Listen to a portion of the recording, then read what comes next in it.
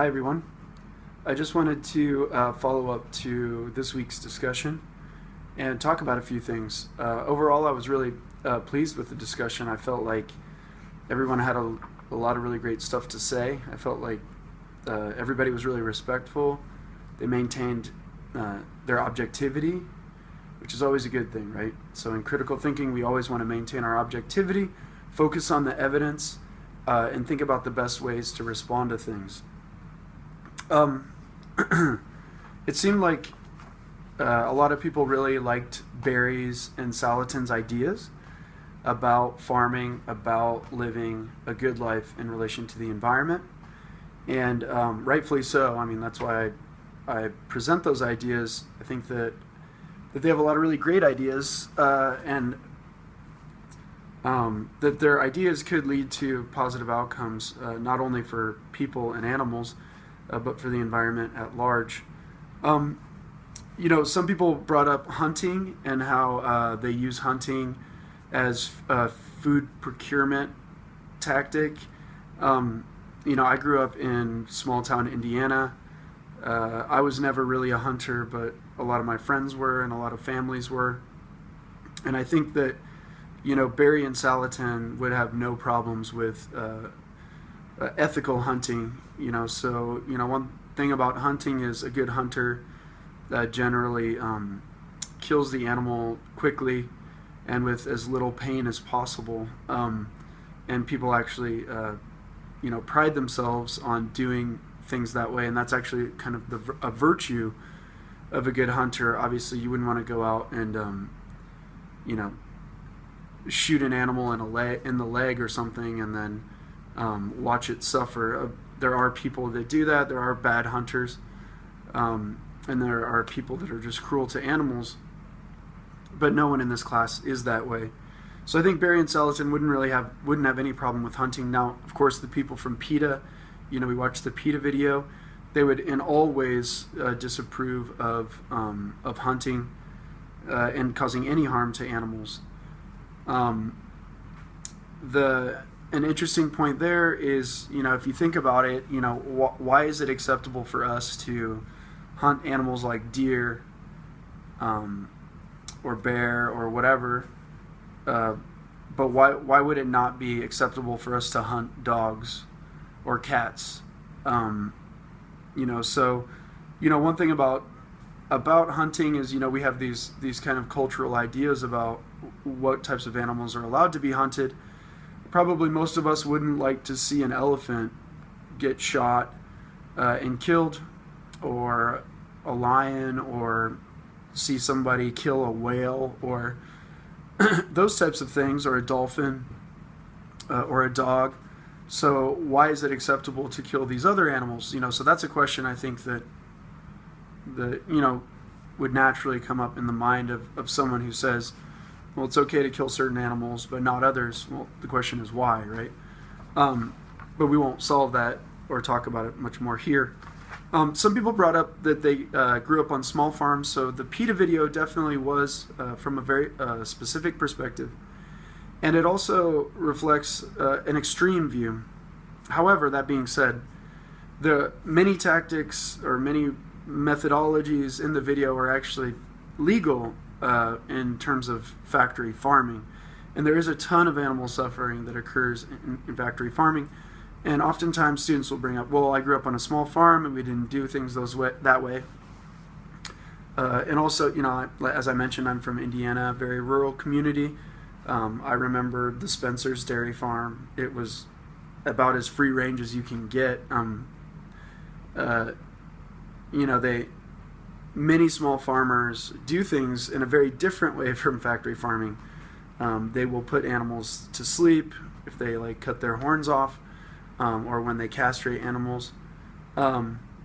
So there are people that do it the right way, but the main thing to remember is that a majority of the meat that's produced in our society comes from the factory farming. So even though there are small farmers who are doing it with less pain and suffering to the animal, and are doing it in ways that Barry and Salatin would say are ethically and morally responsible, in general, a large majority of the food that goes for fast food a lot of the large chain grocery stores have meat that is produced through factory farming. And a lot of the grain that's produced in this country, and corn, is produced for animal consumption. We don't even grow a majority of those things for human consumption. Instead, we grow all these huge crops so that we can feed cows, so that we can then eat meat. And so even though there are good actors, it is important to remember that the majority players, those that produce the most meat at the cheapest cost, that is most consumed in the United States and perhaps and around the world, do so through these factory farming techniques. A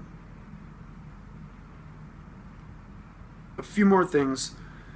There were some good ideas about things that we can do for the environment. They were a bit general. I would like to see some more specific detail about what we can do.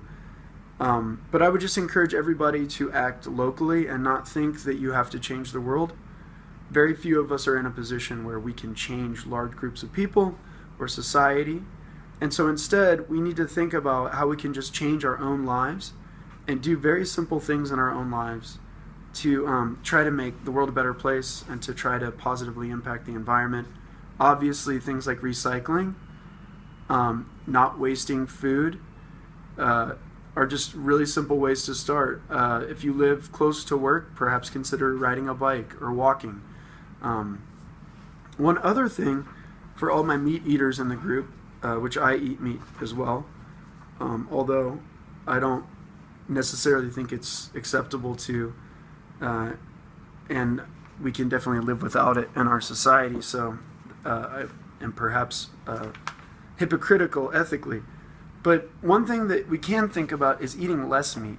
So apart from ethics and morality, we know that there are huge problems with obesity, heart disease, heart attacks, high cholesterol, and just general lack of physical health in our society.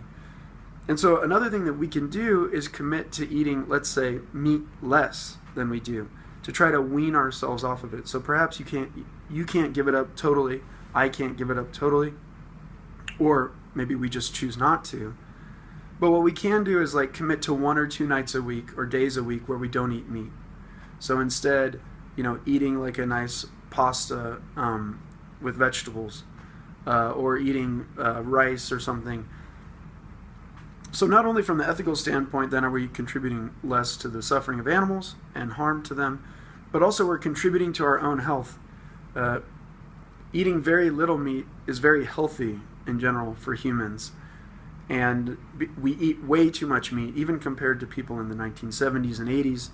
We're consuming more and more meat, and it's contributing to lower quality of life for people. No one wants to have heart disease. No one wants to have a heart attack. No one wants to struggle with obesity. And so eating less meat is one way that we can fight against those things and become more healthy ourselves. The final thing I'd like to say is we live in a society that's based around Christian morality, and you often hear people say things like, well, God put animals on earth for us to eat. First of all, there's nowhere in the Bible that says that the whole point of animal life on earth is for human food consumption. There's also, I would say, a misinterpretation. In Genesis, it says that God created humanity to have dominion over the earth. And some people have interpreted that as meaning domination, dominion as domination.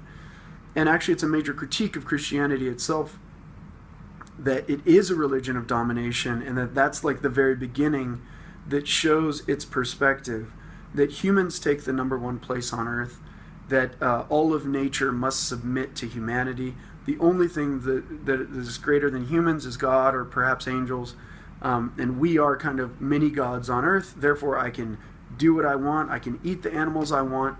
I can subdue the earth. I can grow crops on it and things like that.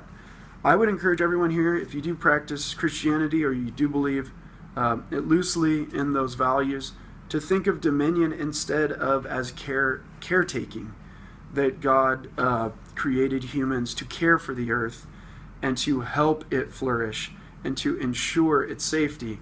And that's precisely what Barry and Salatin, that's their view, right? Both of them profess to be Christians. But obviously from their views, they do not think that the goal is domination and breaking the will of the earth so that we can consume more and we can have more and we can eat more and we can just destroy whatever we want and leave like a path of burning fire behind us, right? That is not the view at all. And of course, like, there's a lot about forgiveness and compassion and mercy in Christianity. Somehow that's being forgotten these days with a lot of people who claim to believe these things. And so what does it mean to be compassionate and merciful and loving and hopeful? And not only in your relationships with humans, but also in your relationship with the earth. And if you don't believe in Christianity or you believe in a different religion, I know this doesn't apply to you, but still, you can still think of it as, because everybody wants to have healthy relationships with people that they love. Everyone wants to have a healthy relationship with themselves and their thinking and their body. Everyone wants to have a healthy relationship with friends. And everyone wants to feel situated and rooted, in their natural environment. They don't want to think, they don't want to be alienated from the earth. We love to walk in the mountains. We love to be by the ocean. We love to see a sunset. We love to see animals, right? Like when the deer come out of the forest, in the evening, and you see them foraging and things. People stop their cars and look. They watch nature. We are part of nature. We bring nature into our houses. We bring plants into our houses. We bring animals into our houses. This all goes back hundreds of thousands of years. We are part of nature. And humans have always, been an animal on earth living with other animals. And we've been able to establish really great bonds with different types of creatures. And so anyway, those are my reflections this week. I hope you got a lot out of the discussion. I know that I did. And let's have another great week. Keep up the good work.